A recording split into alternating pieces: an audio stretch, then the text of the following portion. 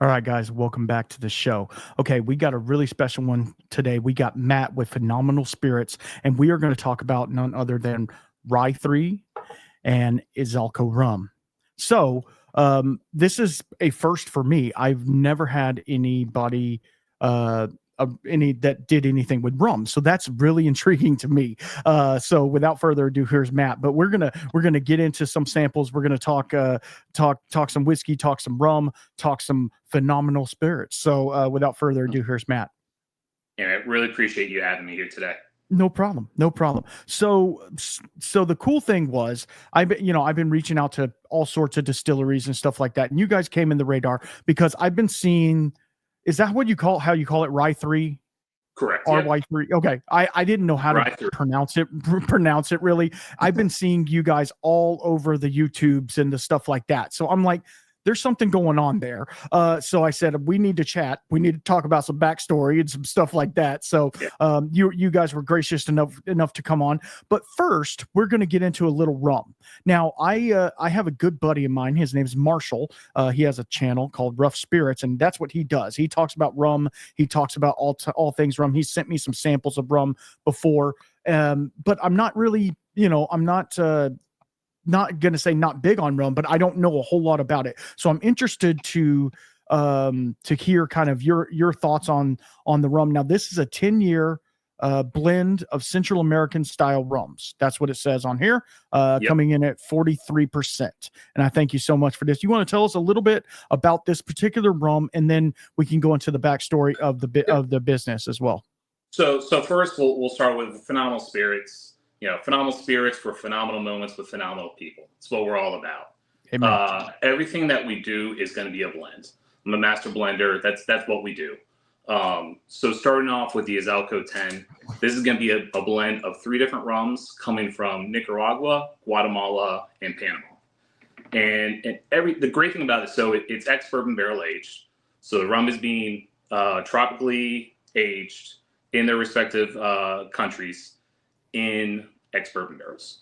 So this is like the perfect transition from bourbon to rum, whiskey to rum, because it's going to drink a whole lot more like a bourbon than it will a rum.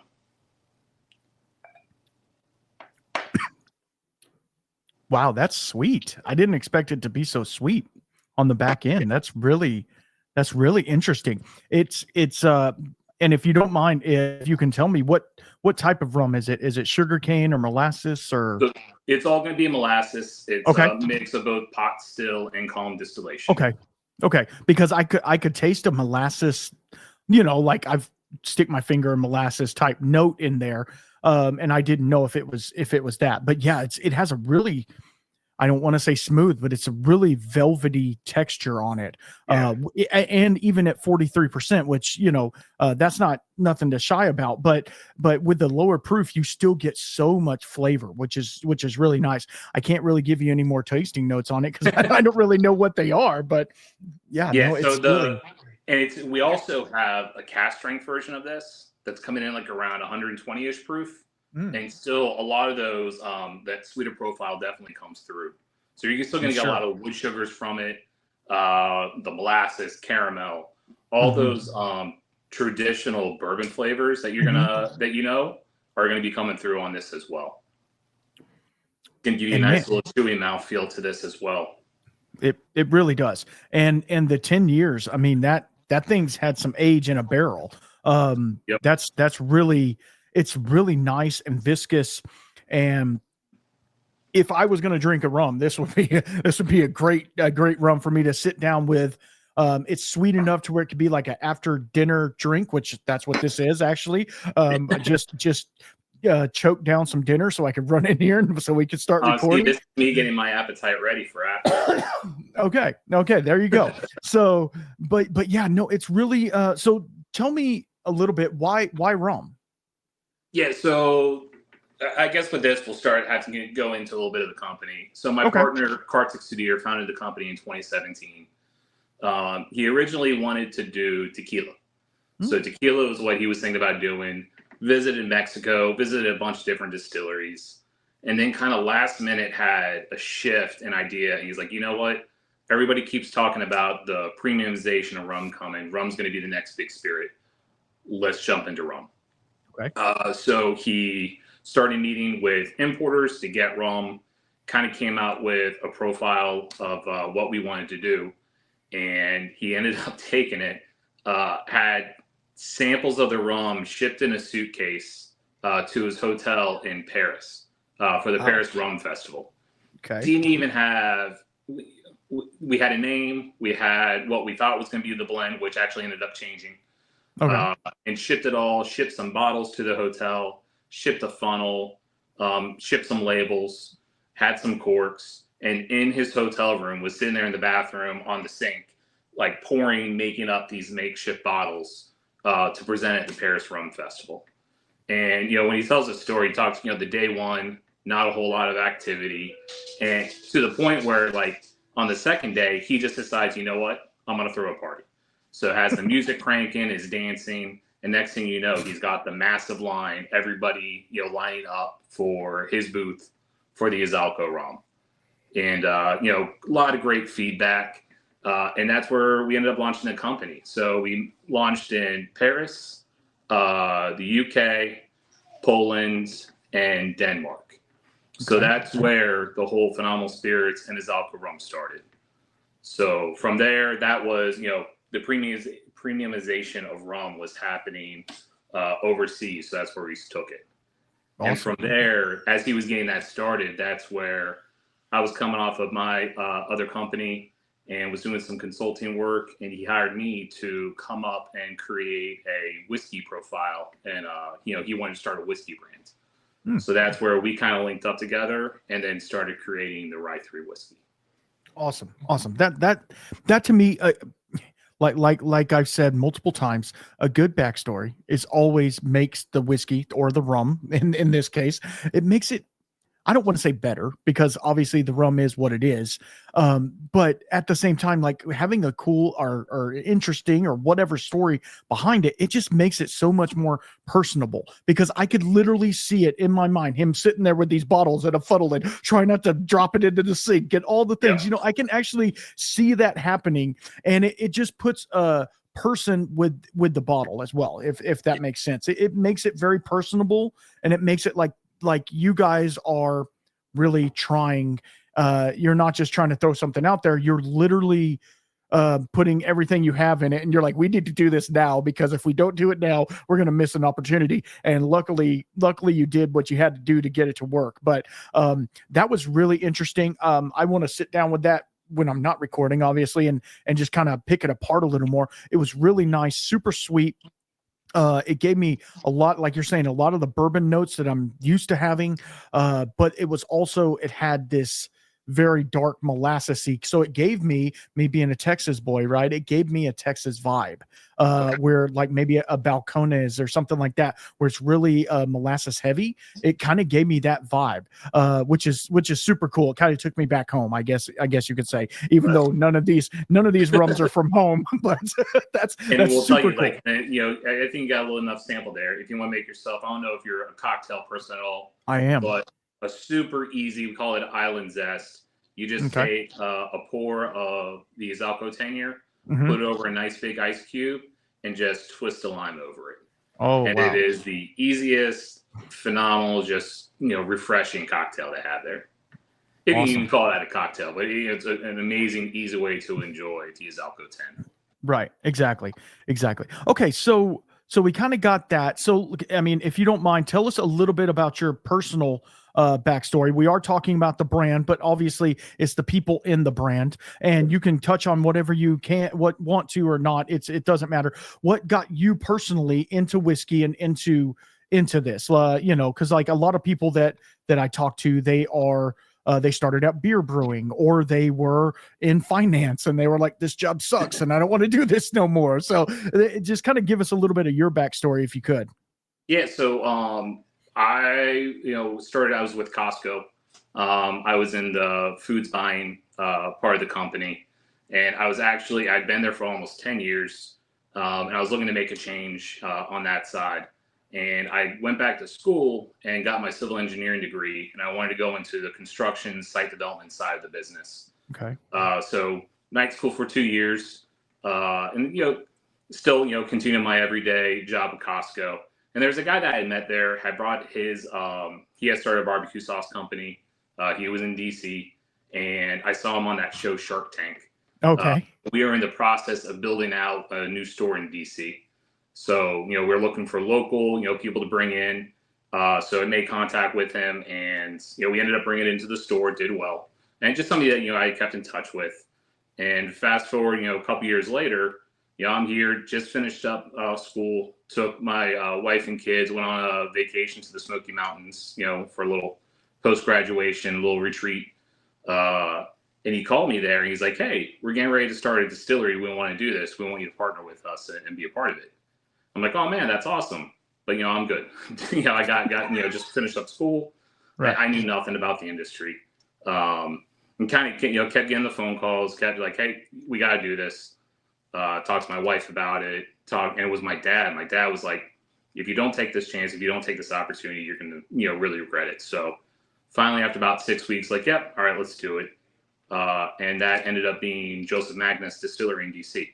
So I was the COO and a blender for them. And that's kind of where I got my intro into alcohol. We were fortunate. We hired some of the best consultants we could because none of us had any type of distillation background or anything doing with alcohol. So yeah, we had Dave Shurik, who was the guy who built and ran Woodford Reserve, taught me everything about distillation, production, all the ins and outs of that. We had Nancy Fraley, who taught me everything about blending, which was amazing. And then we had Richard Wolf, who was the former GM of Buffalo Trace. And he was kind of the back books, the record keeping, running a facility. So, had some of the greatest people to learn from. And that's how I got into the whole bourbon world. I mean, you're talking about some juggernauts in the game right there. Nancy especially, I've been following what she's been doing for a long time, and we're not talking about her, but she's just she has that thing for her. They call her the nose for a reason, like she just knows what she's doing, and she has a special palate for that. And that to me is super cool. And I'm sure just by coming into some of this, so you were brought on for the rye whiskey, correct? Yes. Yeah. Okay. That was initially I, Kartik, had started this. He wanted to do the rye. So he's like, hey, hired me as a consultant. So I kind of built up the RY3, which, we call it RY3 because it's 3 mash bills, 3 different distillates. That's how we came up with that name.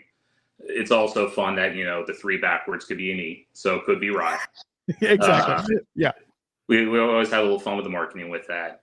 But no, he had brought me in to kind of create this to, how do we build out a plan for purchasing barrels, acquiring all this stuff and building out an expansion. So after doing that, he came down, he's out in California, I'm in Virginia Beach.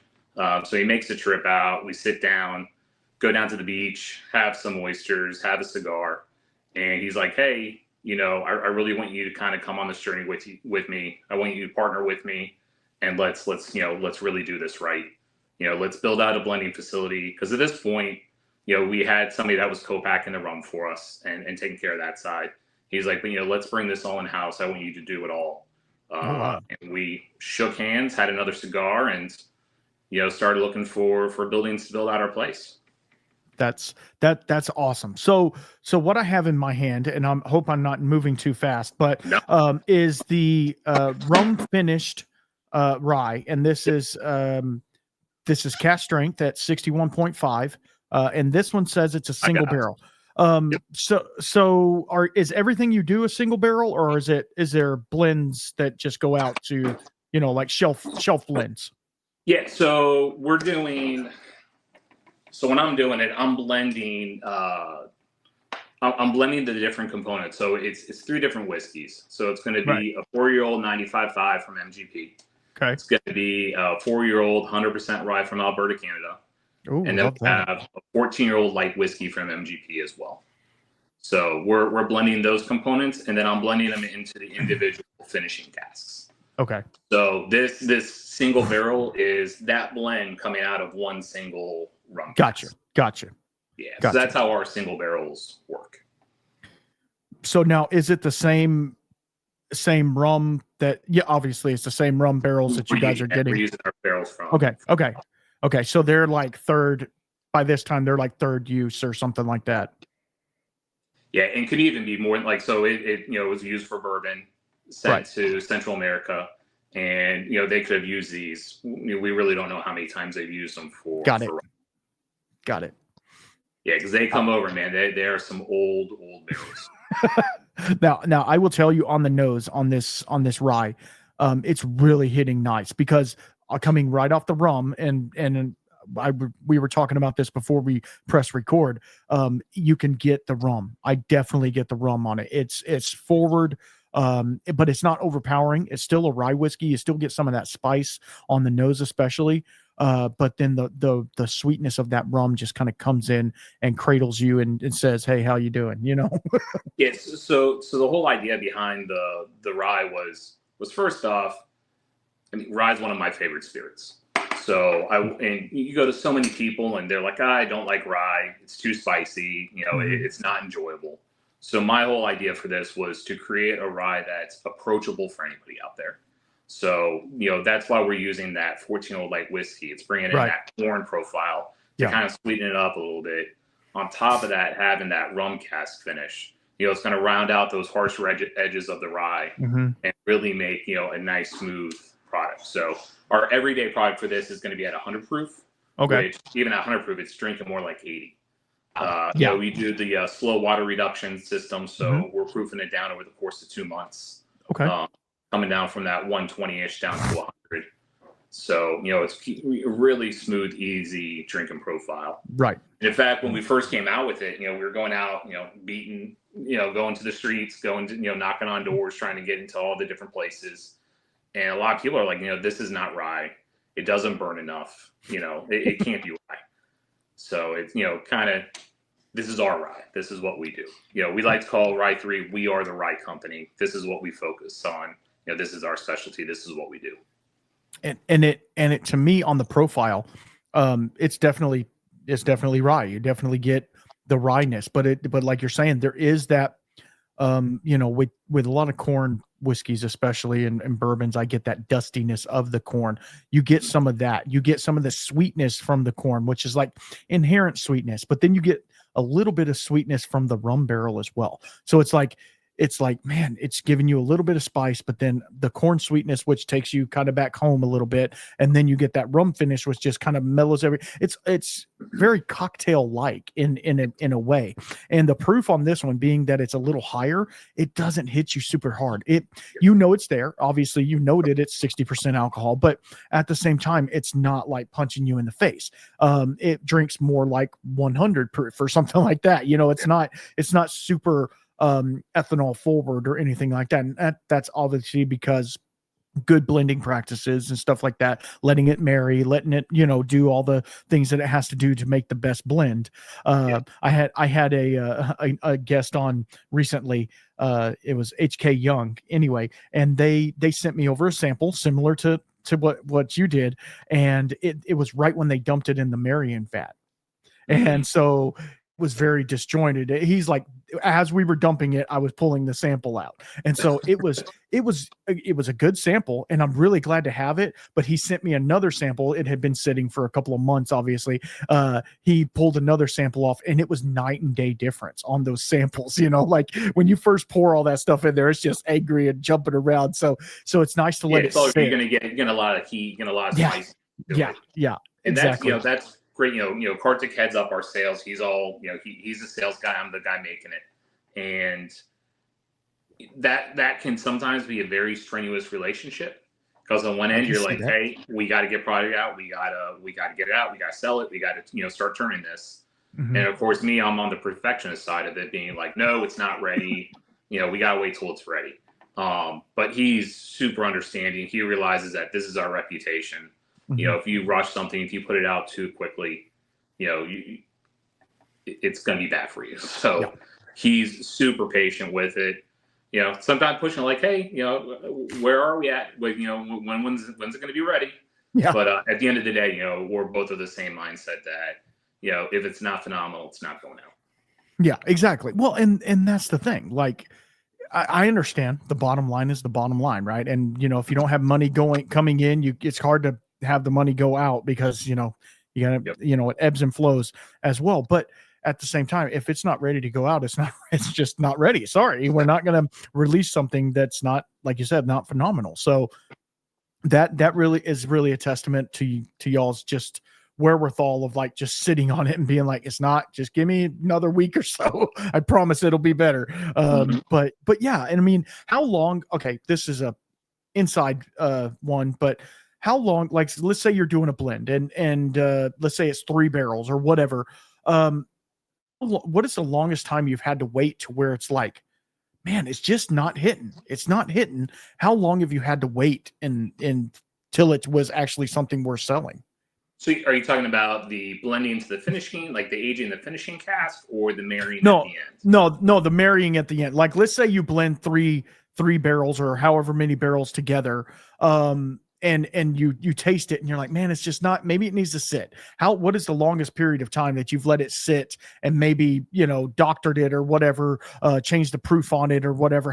What is that longest time that you've had, like, do you normally let your barrel sit for 2 months and then this one had to sit for 8 because it just wasn't cooperating? I don't know if that makes sense. Yeah. So the only one that we're actually having to do that on is the cigar series, which I know we'll get into here towards the end. Right. But usually I try to allow a minimum of 2 months for that marrying process. It's gone longer before. So it's, it really all comes down to the taste. Right. You can taste when it's right and when it's not right. So if it needs more time, but everything that when we're going to let it sit and rest, it's hitting a minimum of 2 months. Okay, cool. And so like when you receive barrels in, obviously you're doing sample tastings of the barrel as soon as you get them or whatever. Do you ever get a barrel where you're just like, this is crap, I'm not taking it? Yep. Yeah. Okay. Well, it's not that you're not taking it. Right. You're taking it. Yeah. When you buy a lot, you bought that lot, and it can show up and be a pile of staves that's completely empty. Or you could have some stuff that's not the best. So no, I've been pretty fortunate. I've never had anything that was really crazy off profile.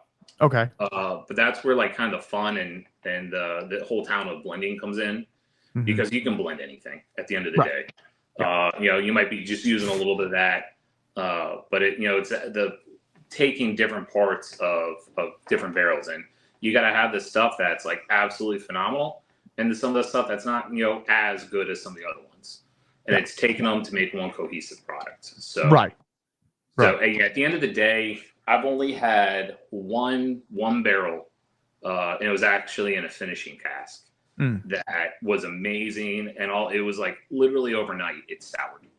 Not sure what happened to the barrel, not sure what the whole process was, but that's not good. One, it wasn't usable. But that's one out of thousands. Well, I mean that we've had, so we've been pretty fortunate. Yeah, that is fortunate. So did you just have to dump the whiskey? At that point, yeah, that one got dumped. Oh man, that stinks, man, because you think about all the time, money, and energy you put into getting that where you wanted it, and then it just kind of fell apart. Which that's thanks. It's the name of the game. It's the name of the game, though, and unfortunately, that's kind of it's kind of hit or miss and we've talked about this multiple times on the show about any barrel you get, it could be 20% different than the same barrel sitting next to it in the rick house, so you don't really know until you open it up and look at it. And then, like you're saying, with the finishing, I don't know if I'm sure y'all guys have by this time, but done some Amberana finishing. That taken too far just gets really weird. Amberana is tricky. It is. So it is. Not officially, but we have played a little bit with it. Yeah. Yeah. No, I mean, I've heard of people saying, "Oh, we left it in for 2 days and it was overdone," and others say, "Oh no, we'd leave it in for 2 weeks," and it's like, I don't know. To me, that's some crazy Brazilian voodoo or something over there. So I don't I like the taste of it. Like, it's okay if you're into that really cinnamony forward taste, but like it can get a little bit much real fast. Like if there was a hint of it, that'd be one thing. But yeah, anyway, we're not talking about Amberana. We had it's just got released. What, about a month, maybe a month back? We did the Azalco 10 cask strength Amberana finish. Oh wow. Yeah, and that one, I mean, it was a great. I mean, so think about the Azalco 10 that you already tried. Right. And then adding that, that Brazilian oak to it, having kind of that cinnamon toast crunch type finish with that Azalco 10, it was a great marriage of the two. Absolutely. That sounds really nice. That sounds really nice. So that's not, you said that one, I tried it every single day.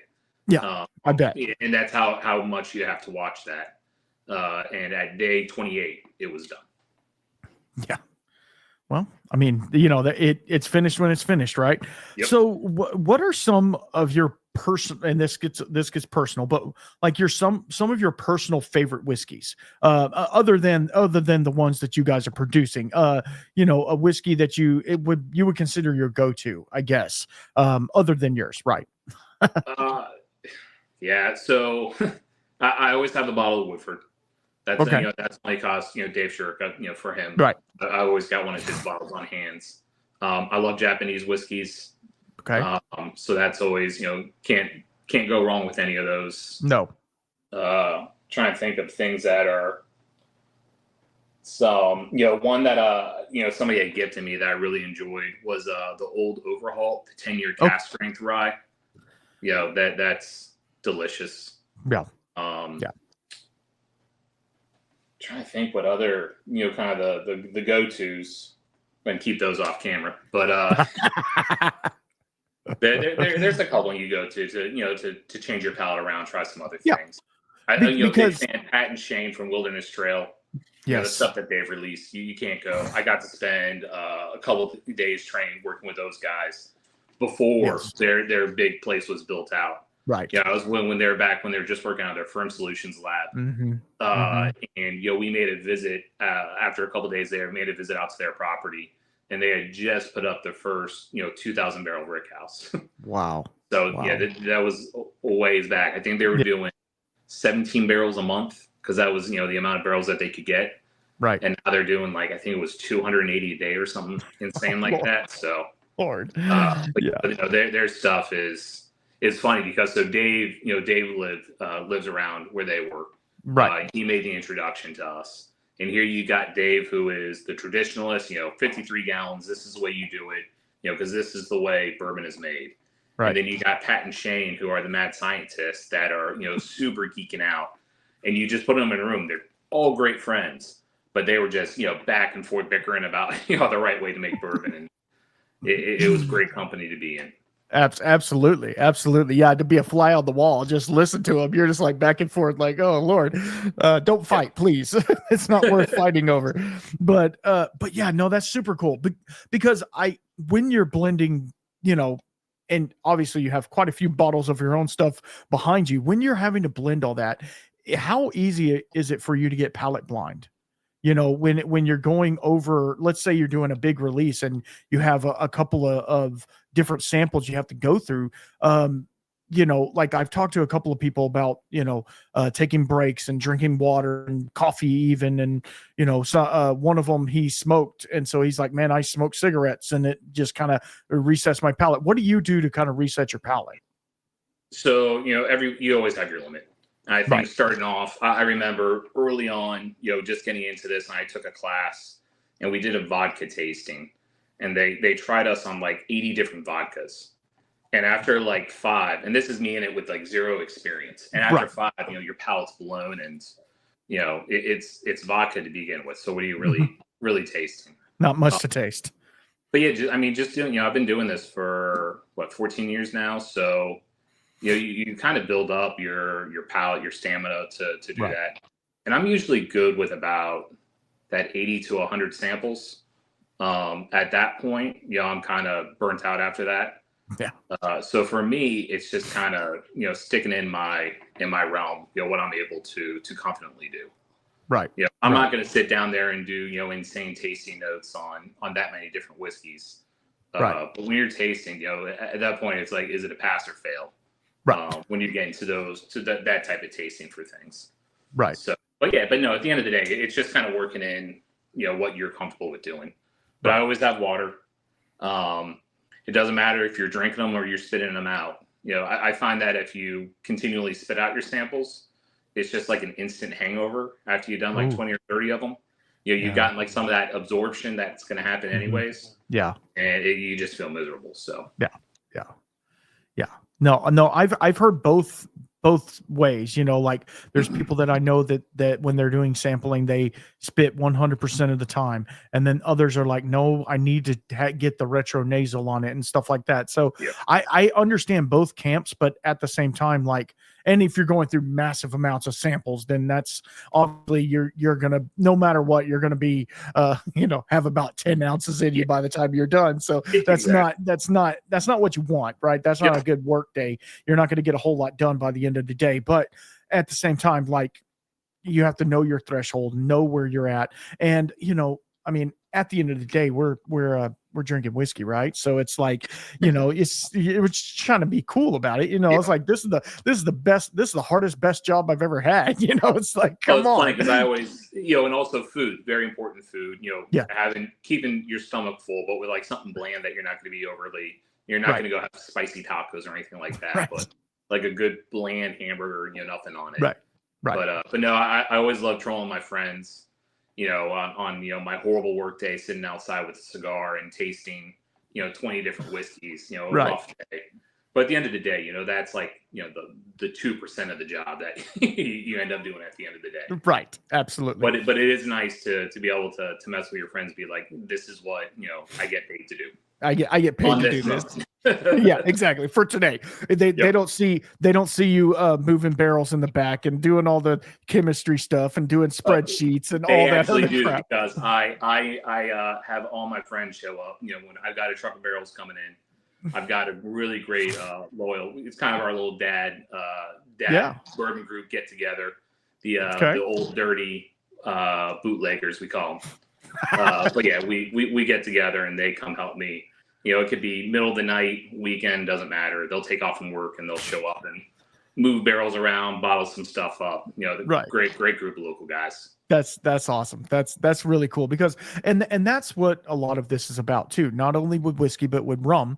It's about the community and it's about the people around it. Because if you don't have cool people to talk to about whiskey, or if you don't have a reason to drink, right? Other than I want to get drunk, or other than I hate my life and I'm just going to chug the bottle. Like there's a reason a social gathering with a bottle of whiskey is some of the best time you can have, you know, and you don't have to overdo it. You know, you have a drink, have a cigar, do whatever you're going to do, you know, and that's the thing, like where a lot of other drinks or alcohols are more social. Like we're with whiskey, it's like, hey, we're just hanging out, we're just having a good time. Now you can get social with it if you want, I guess, but that's not me. I like to, you know, we'll go sit on the porch and hang out and let the dogs run around and I'll have me a drink, you know, that type of thing. So all right, I'm really interested in this next one.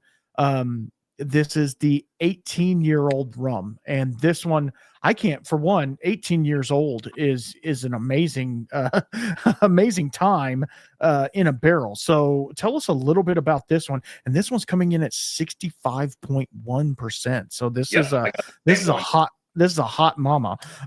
So tell us a little bit about this one.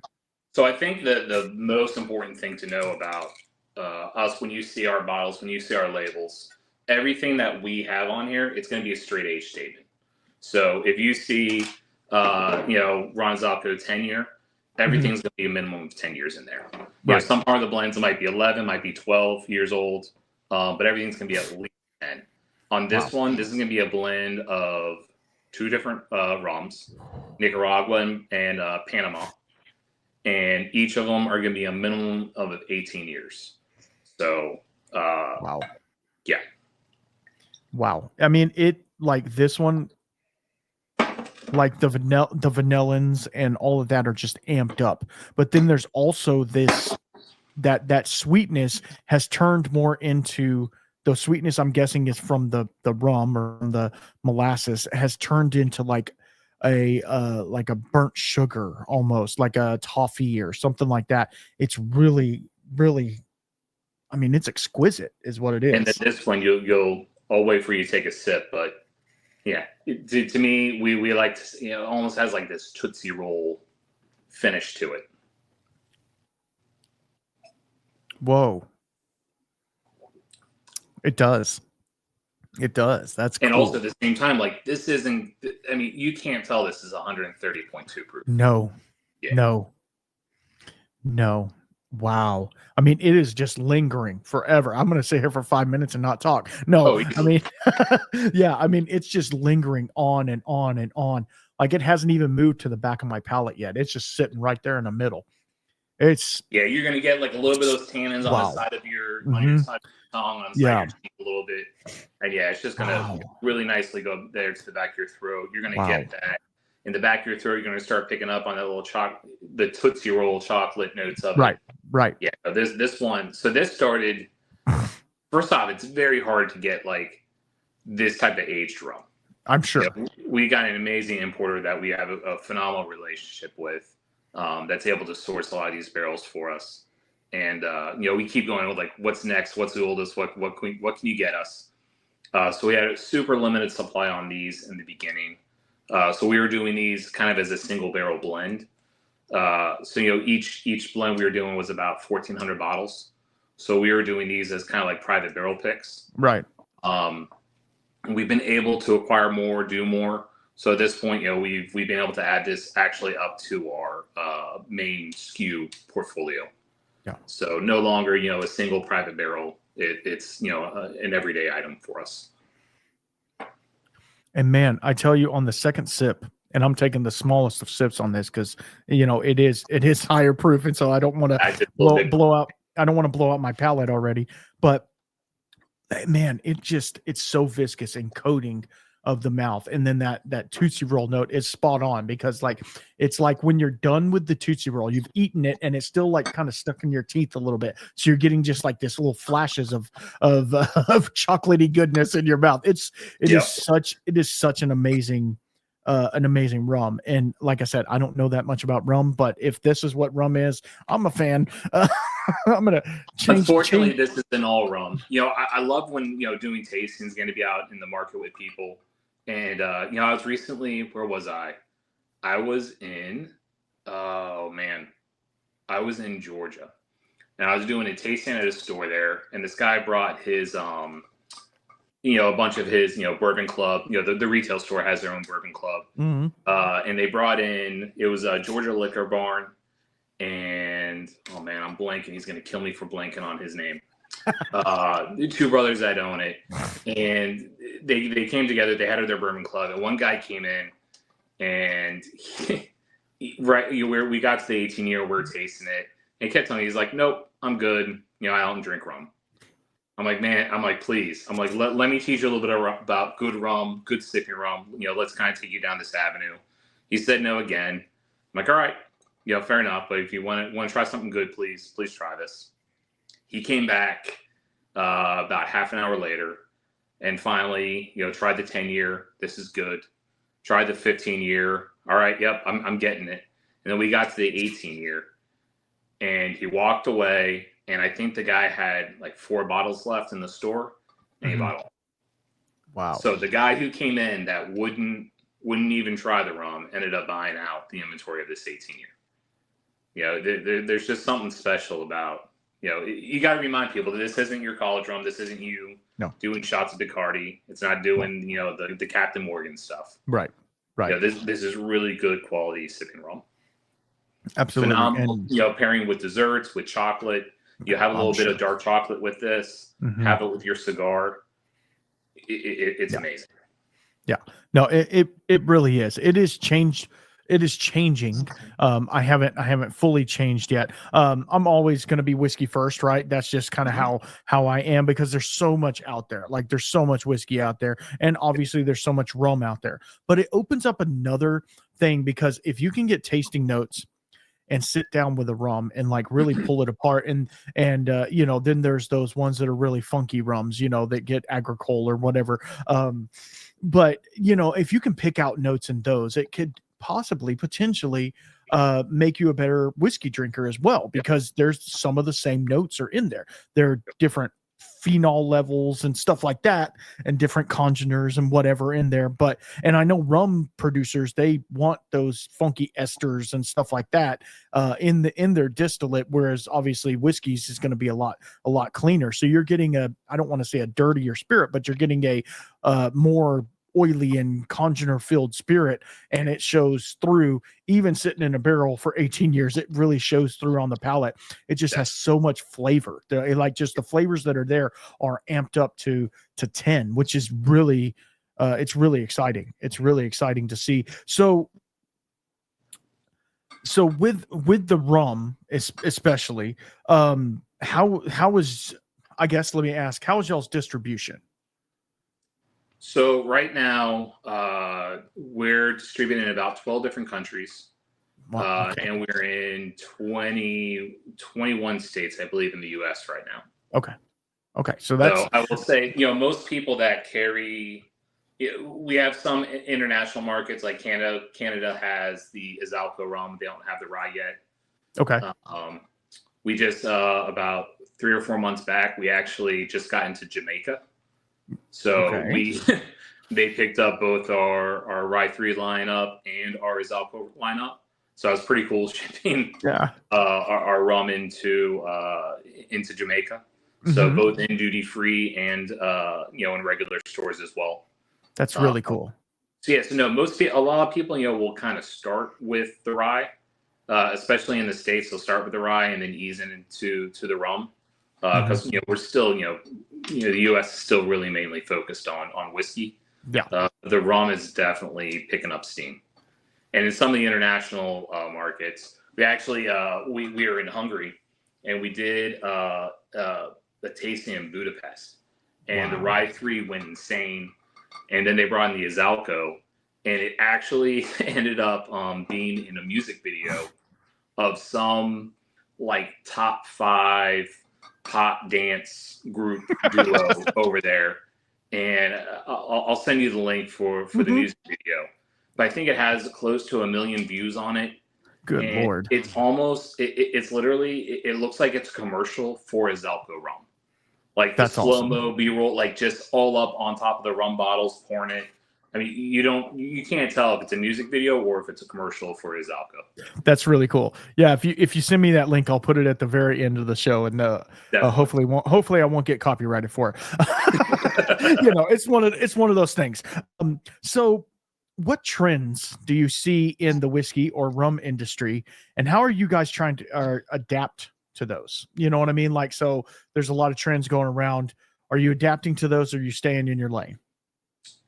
We're very open to what's going on, what the new trends are. Whenever we're visiting markets, when we have the opportunity to talk to clubs, to groups, what is it that you guys are looking for? What do you want? What do you want to see? Usually it's, people looking at different type of finishing casks. So it's usually stuff that we've already been exploring, but we can see like, all right, we're kind of thinking on the right wavelength. Yeah. But I'll say the biggest thing for us is, it's very easy for a company just to keep adding SKU after SKU after SKU. And, you want to kind of dive deep, but you find yourself going super wide with all these different items. Right. So one thing that we've done is, we've done a lot of single barrels. They're slowing up a little bit, but there's still a lot of people out there doing them. But we find we have a lot of repeat customers, and it's always what's next. What do you have that's different? We've already done that. What do we want to see next?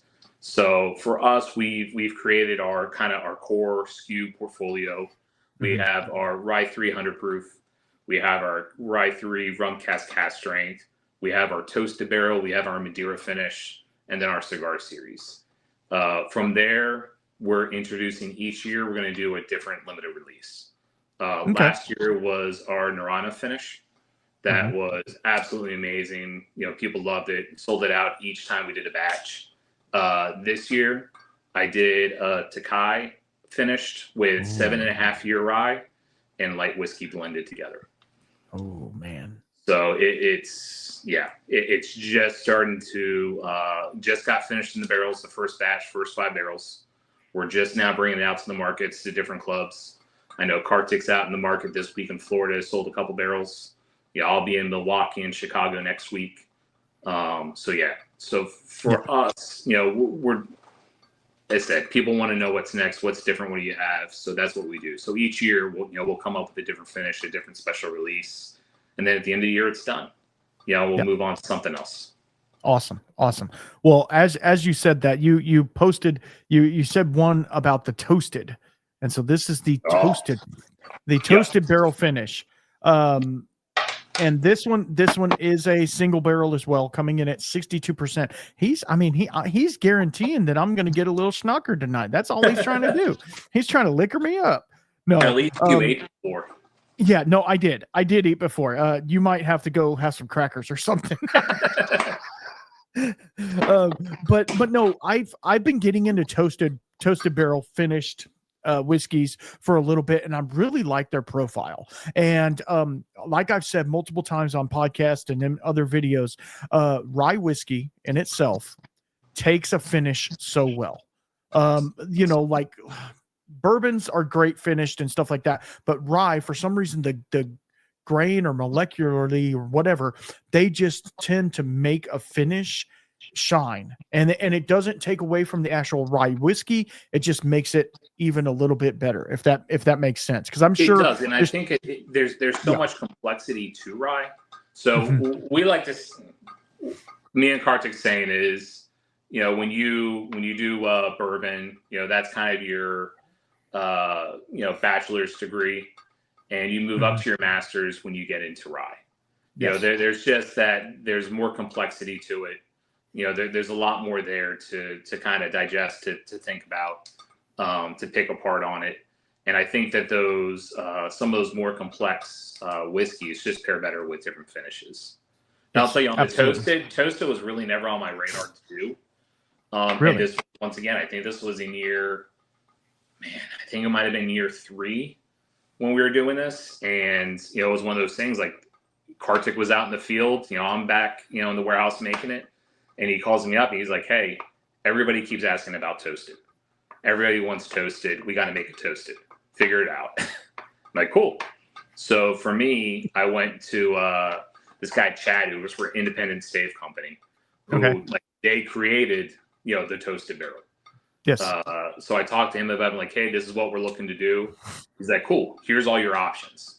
And it's, there's so many different decisions, so many different choices with it. I know nothing about this. So I, sent him some of our samples. I'm like, this is what we have. This is what we're working with. Send me down, what direction. So we ended up doing a level 1 char on the barrel with a medium plus toast. So, and all that has to do is, the timing that, a level 1 char is, the lowest char level you can get on a barrel. Mm-hmm. It all has to do with, how much time it's getting exposed to that open flame. Right. And then, the toasting is going to be the convection timing. So that's kind of what he suggested for it. We went with it. We brought it in. We did it. And, our first go around, we entered it. It was the very first batch we did. And we entered it into the New Orleans Bourbon Festival and ended up winning Best in Show with it. So right out the back, like it was, Kartik was there for that. It did great. I was in at a festival in Baton Rouge a couple months after that, and everybody, they didn't care about anything we had. They just wanted to have the toasted rye. That's all they had heard about. That's what they wanted. And those bottles were gone. Yeah, I'm sure. Well, I will tell you, this one to me, coming, with the rye, with the rum finished rye. This one, obviously, it's not rum finished, but it has some of the evidently it's the rye, the coming through, but it's also like there's this coating of like, I don't know, toasted marshmallow or something like that over the top of it, and it's real. I mean, it compares to the rum finished rye is what I'm trying to say. Like it really has that like sweetness of a rum, but it's not. I mean, it's super interesting and super but on the palate, it comes in, and then you get a little bit. I'm not going to say more tannin, but it gets a little more tannic than the rum finished one, and I enjoy that because it kind of sits with you a little bit and kind of makes your cheeks wince a little bit or pucker a little bit, and then you hold it in your mouth a little longer, and it really, I mean, it's a really, really nice blend. This is, thank you. wow. And the great thing too is, we've got, a bunch of different toasted barrels going in at any given time. And you really do get varying finishes from the different barrels. Each one's kind of its own different experience. Right. And do you do different like toast levels on the barrels, or are they all pretty much the same? No, they're all going to be the same, but they all produce something. It's kind of the whole mother nature effect. Yeah, the two identical, the same exact juice and in the same type of barrel side by side, you're still going to get two different outcomes. Right. Exactly. No. And then like on the late finish, it's, you get that, I don't want to say the baking spice from the rye, because I hate that tasting note for rye whiskey, but you get like a cinnamon or even a nutmeg or something like that on the back finish of it, but it's like toasty. I hate to say it like that. It just sounds, it sounds like same. It's same using like the toasted marshmallow finish. It's a very typical thing. Right. You get it. Like to me, this is my winter time sitting out by the fire pit. Like this 100%. 100%. Because this gives me everything I want for like a Christmas cocktail or something like that, like in a glass. Like get a pretty good pour of this with an ice ball. You could go sit outside, it'd be a little chilly out there. I could sit. This is very crushable too. At 62%. It's not hitting at 62% for sure. So it's funny. I was this past weekend, I did a local event at the Norfolk Yacht Club. They had their only about 15 minutes from our place. They were doing their annual members meeting, like 700 people. And I had this one lady that kept coming up all night long. She had to be in their mid-70s. And just one after the other, she was doing double pours of the toasted all night. We had the the 100 proof rum cask finish and the toasted. And she just kept coming back for that toasted over and over again.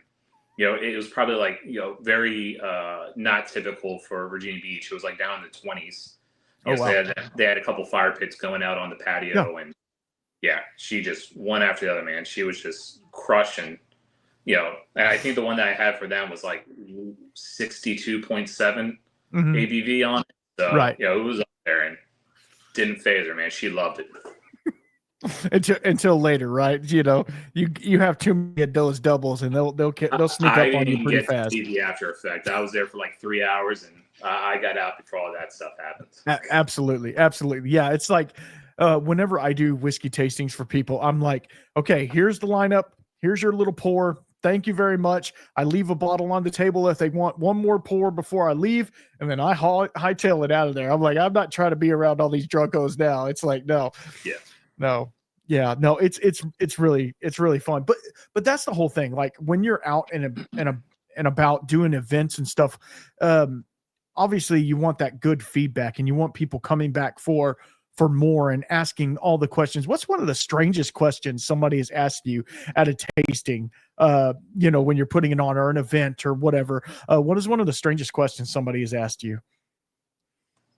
Man, I can't. I don't know that I've gotten any strange questions. I think so where we're at right now, we're in a building. We don't have the big signage. We're not open to the public. We're just a manufacturing facility. Right. So I think the big surprise a lot of people get from when I'm doing local stuff is, man, I didn't even know that this was made here. I didn't know that that this is here, that this is available. I had one guy. I had a great long conversation with him. It was once again this weekend. They have their own lockers where they can keep their own bourbon and whiskey stash. And he had a big old pour in his rocks glass of Eagle Rare 17. And they got to a point where they had cigars out. So I went outside, walking amongst all the cigar smokers, and I was pouring the cigar series out for them.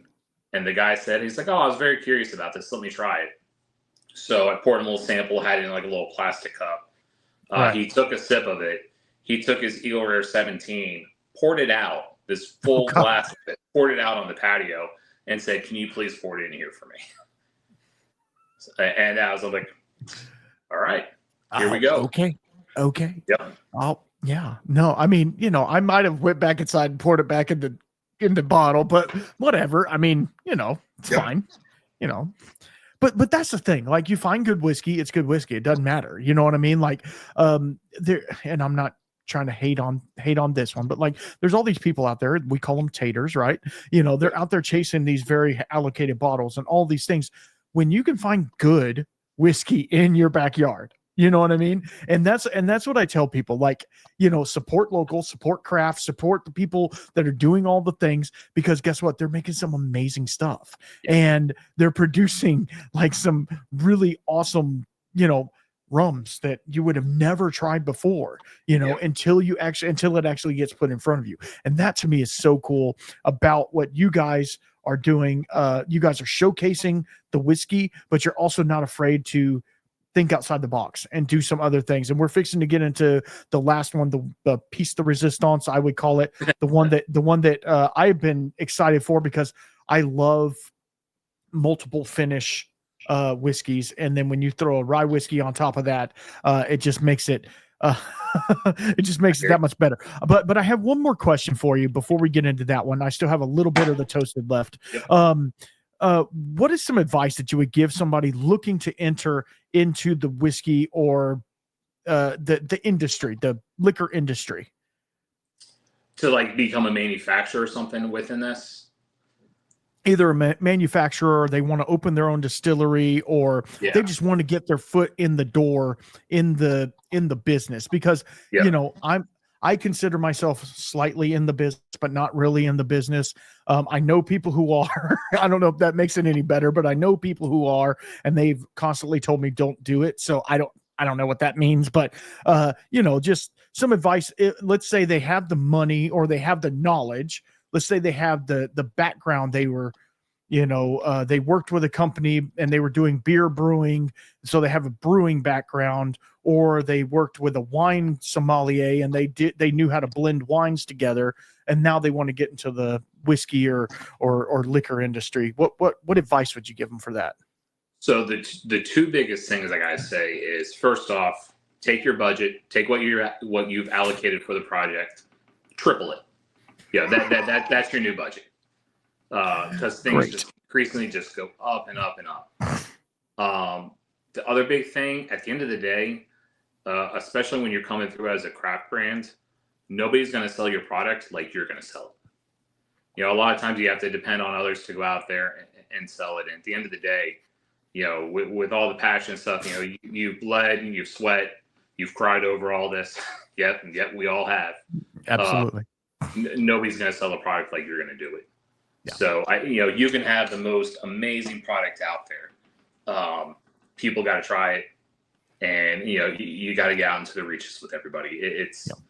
It's not an easy business by any stretch of the imagination. It is a fun business to be in. It's amazing. But people see the 2%, the fun part of it, and don't really realize everything. The federal reporting, the state reporting you have to do to all the different states. It's a lot. Yeah, absolutely. And I'll add a third thing: find a great lawyer. Yes. I'm fortunate. I've got an amazing relationship with my attorney.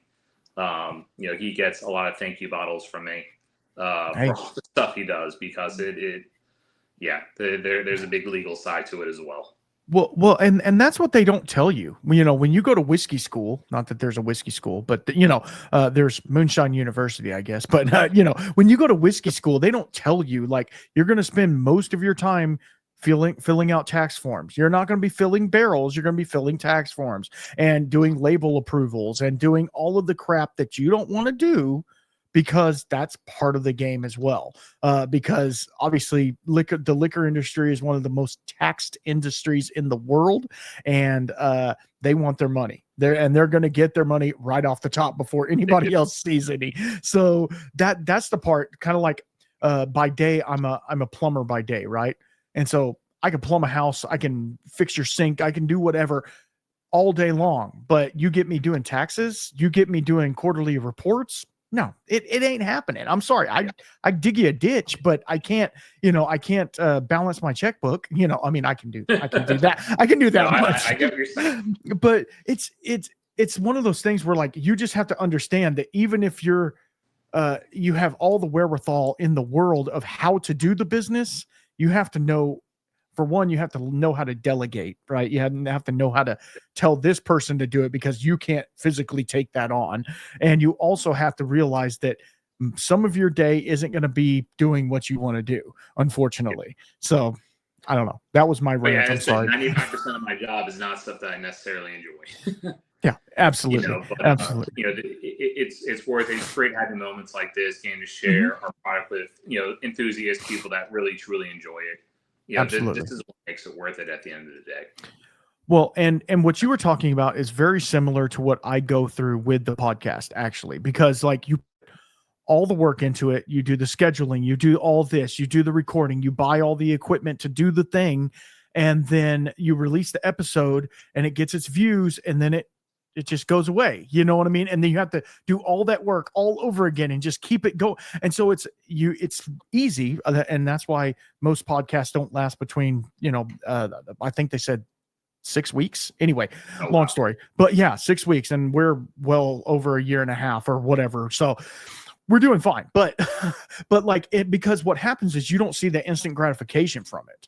It's some of these, we can't all be Joe Rogan, right? So it's one of these things where you don't see the overnight success. So you have to keep grinding and keep grinding and keep grinding, and eventually it will come, right? Hopefully it will. If you have good enough content, it will come. And kind of like on your guys's side, you make a good enough whiskey, people are going to start talking about it. Somebody's going to find it. Some influencer is going to say, this is amazing. The next thing you know, everybody's blowing up and you're not going to be able to keep stuff on the shelf. And so that's where it's a good and bad because you sit there, man, we've been open for 10 years and we've sold 3 bottles. It's like, yeah, eventually it will come, or unless your marketing team sucks or something like that. But it's just one of those things. You got to just keep grinding at it and just keep doing it. So on that note, let's get into this cigar series because I've been so excited on this one. So tell me about this. Let's do a cheers to your success. I appreciate that podcast, because I'll tell you what, people see those big success stories with the distilleries that sell for hundreds of millions of dollars and all that stuff, and for each state you add, it's just more money you got to dump out there. It's more inventory you got to buy. It's not those overnight successes that people seem to see going on out there. There's got 3,000 distilleries or blending facilities out there, and the big successes being sold are very minimal. Yes, absolutely. So, to your continued success with your podcast, really appreciate this. Thank you. Thank you. So here is our RY3 cigar series.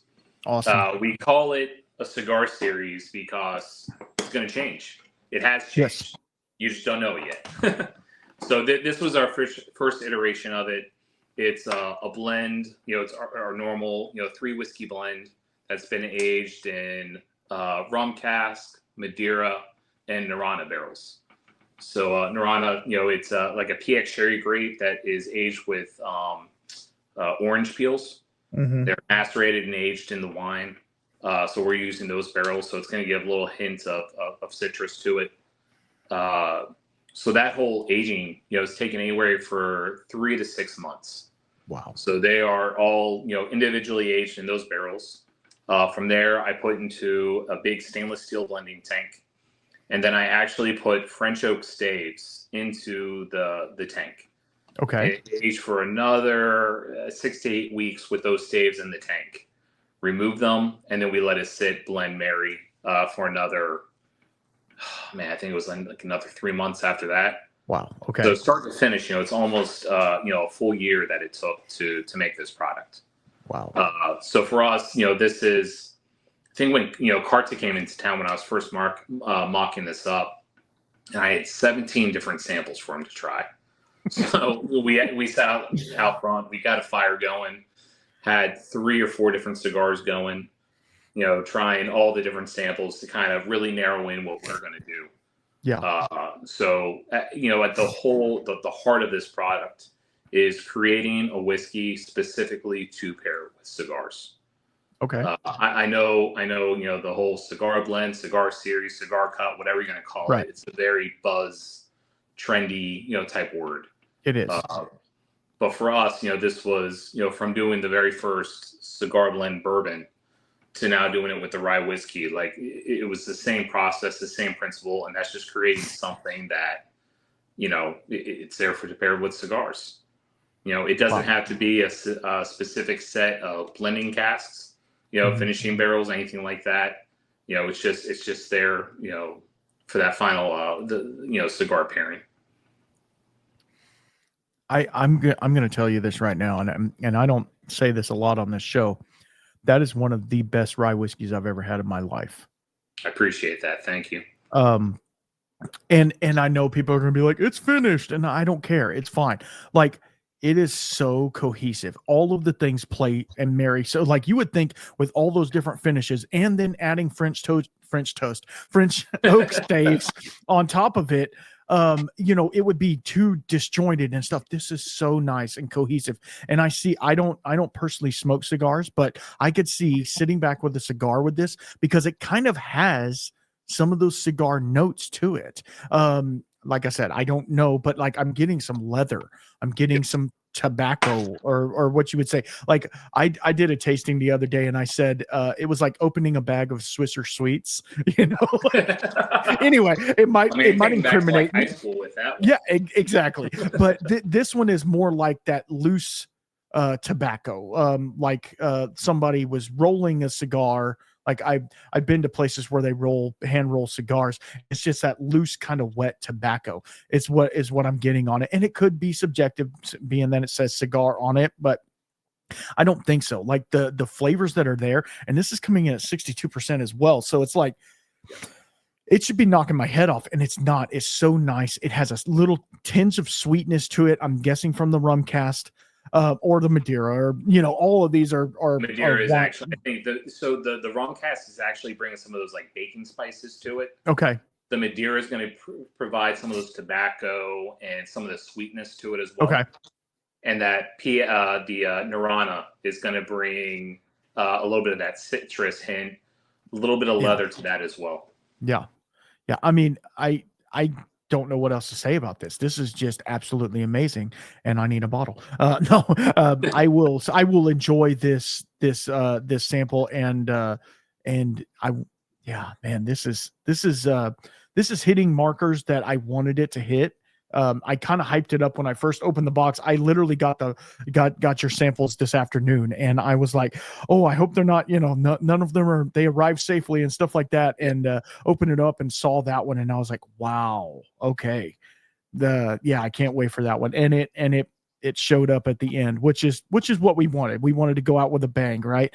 Not that I'm trying to get you off at anytime soon, but this one, to me, it just has everything that all the rest of the rye whiskeys had. It's just turned up a little notch, and it's very cohesive. It's very, it's just a nice whiskey. That's all I'm going to say. It's just nice. It's just really nice.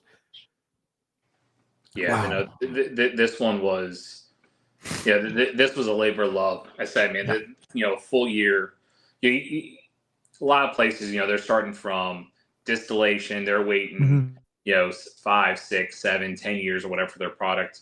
Obviously, when you're a blending facility, you're a little bit different. A lot of times you can blend something, get it out within a couple months. Right. So for on the blending side, having a project like this that took over a year to produce, and right. We've got a phenomenal designer out of Bordeaux, France, that absolutely killed it with this label. Just start to finish, man. This was a labor of love on this one. Yeah. No, I mean, it's like I say, it's everything. It's everything you want in a rye whiskey. It has all the rye is there. There's not, you can't tell me it's not a rye whiskey, but at the same time, there's a sweetness, there's a tobacco, there's a leather, there's that little citrus hint at the end. All of the things are just really, really nice. So I have a couple more questions for you, but I don't want to keep you either. If let's say you had the ability to collaborate with somebody, and I know you've already talked about working with some people in the industry that are just absolutely amazing. But if your brand, if Phenomenal Spirits could collaborate with somebody, who it be a distillery or another brand, who would it be and why? Wow. Yeah, I don't even know how to tackle that question. That's not. I have never even thought about that. We've done collaborations before with. In the past, I've done it with like coffee roasteries. Done it with beer, breweries before. There's so many different places to go. Right. Man, I don't know. I would just, if I were to do something, I would hope it would be something that was local and impactful, something different. Okay. But you kind of got my head spinning on this one right now. Well, no, I'm sorry. I'm not trying to throw that at you, but you're good.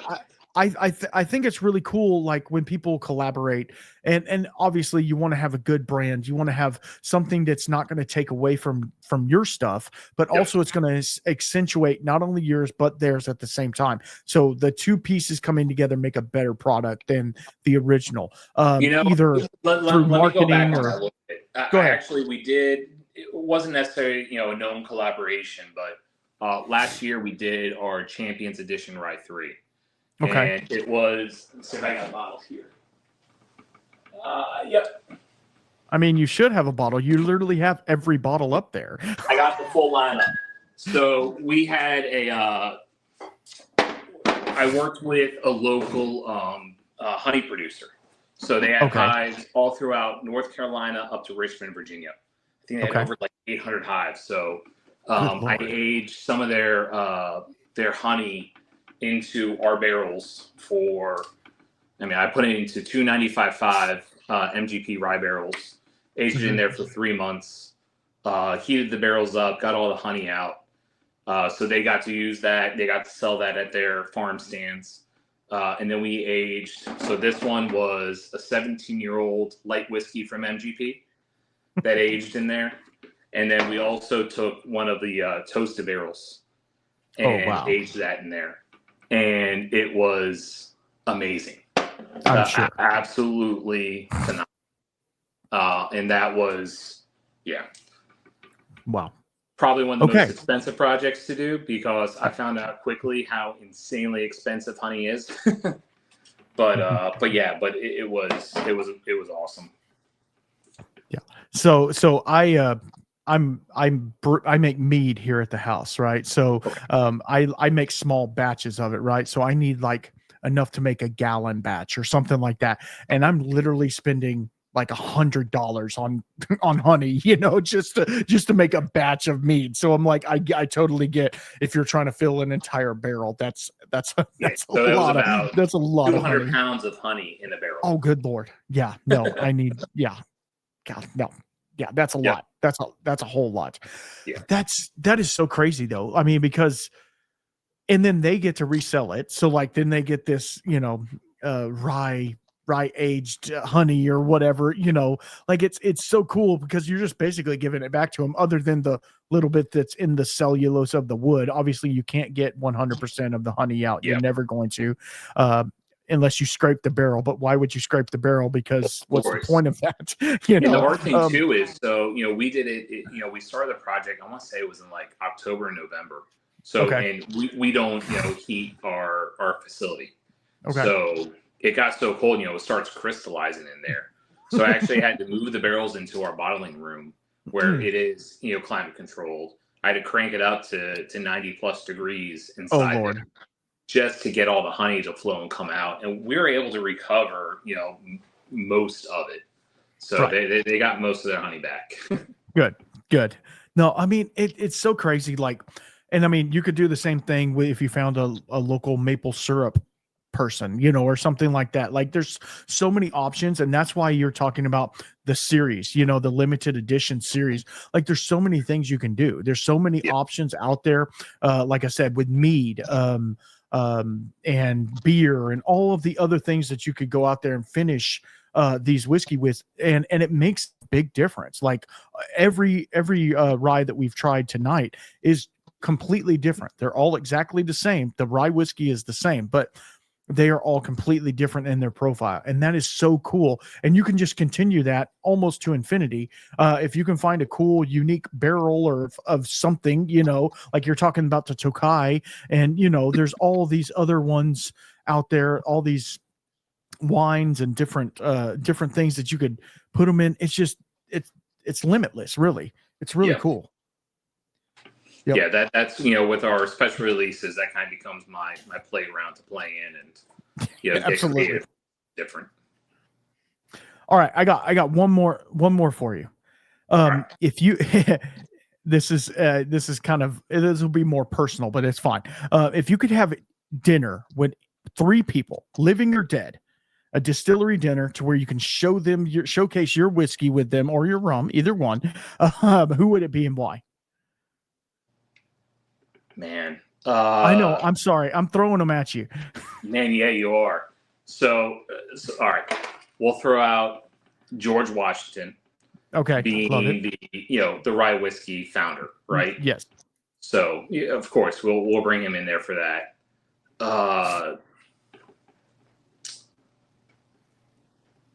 Man, my number 2 has got to be my dad, because he has been from the get-go the supporter for me, the one that pushed me to actually kind of go crazy, besides my wife. But my dad also pushed me off to do that. And the number 3, I'm gonna pull in Dave Shirk, just because he was the one who really taught me the backbones of this industry. So that's awesome. We got to bring him in there for that as well. That's awesome. That's awesome. I mean, those are pretty good picks. Pretty good picks for sure. Because I get people that say, "Oh, I want Jimi Hendrix," and people like that. I'm like, it'd be fun. Don't get me wrong, it would be fun to have Jimmy play you. Yeah, absolutely. It turned into a party for sure. Yeah. Anyway. So do you drink anything other than rum and rye whiskey? Like gin, vodka, beer? No, I don't do a whole lot of drinking as it is. I understand. For me, you can't be a big drinker in this industry. No, I'm not a big, the occasional beer. Right. I like ciders every once in a while to change it up, but I've got plenty of whiskeys to keep me going here. Absolutely. That's kind of how I am. People want to say, "Hey, try this gin, try this whatever," and I'm like, yeah, I'm good. I've got walls of whiskey to go through. I don't really need that. So no, it's really cool. So yeah, I think we're gonna wrap it up right there. We got through all the samples. We had a little talk. I can't thank you enough, Matt, for coming on here. And I will tell you, the name is very appropriate. All of these spirits were phenomenal. They really were. Really, and I'm not just saying that because of the name. I'm serious.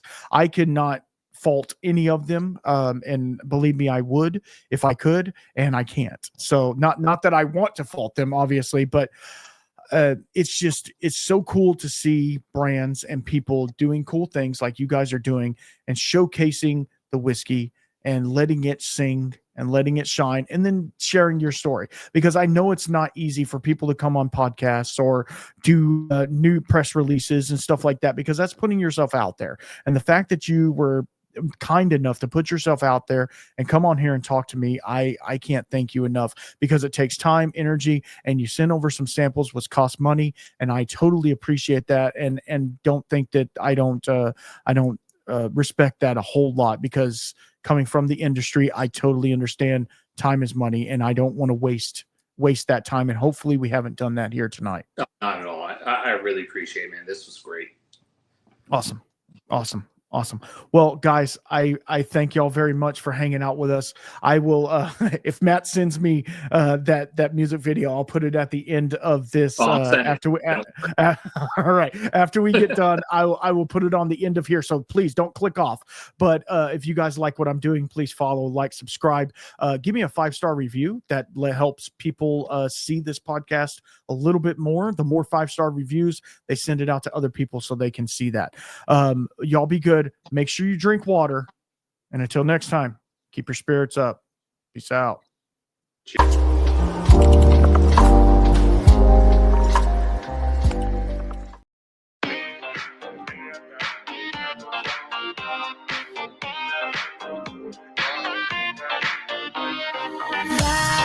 Jár az életedre, ül megszólal pár gitár, mindenki felderül. Mindenem egy lapon nincs Péterben, ha gyertyát mindig is a 2 végén égettem. És most már nagyobbak a tétekemnek, megvan az oka. Egy az élet, egy a motto, living la vida loca. Eredj a lényeg, lelépek, és az idő megállognak a fények, és égnek, mert Amerika vár. Mert ez az élet, ez éltek, és ez az, ami jár. Az, hogy minden héten buli van, és minden héten más. De nem érted, csak nézed, hogy elragad a lány. Mert ez másik szinten várnak kint az Amerika vibe. Az élet az Amerika, hiszen azt sem tudom, hogy a hanyadika. Van, nem kell kávé sem maramika. Meguntuk a telet, vagy csak tavaszira. Ja, Florida meg Miami az rég vár ránk. Meg parton a pámakkal a sétálnánk. Minden egyes lányban mesét látnánk. És az autó kifaró kék lámpák. Las Vegasba érkezve, körülöttem mindenki azt kérdezte, hogy a pirosra az összeset az miért tette el. Mikor beértek, akkor mindenki megérte. Eredj a lényeg, lelépek, és az idő megállognak a fények, és égnek, mert Amerika vár. Mert ez az élet, ez éltek, és ez az, ami jár. Az, hogy minden héten buli van, és minden héten más. De nem érted, csak nézed, hogy elragad a lány. Mert ez másik szinten várnak kint az Amerika vibe. És ez az, ami jár. Az, hogy minden héten buli van, és minden héten más. De nem érted, csak nézed, hogy elragad a lány. Mert ez másik szinten várnak kint az Amerika vibe. Mert ez az élet, ez éltek, és ez az, ami jár. Az, hogy minden héten buli van, és minden héten más. De nem érted, csak nézed, hogy elragad a lány. Mert ez másik szinten várnak kint az Amerika vibe.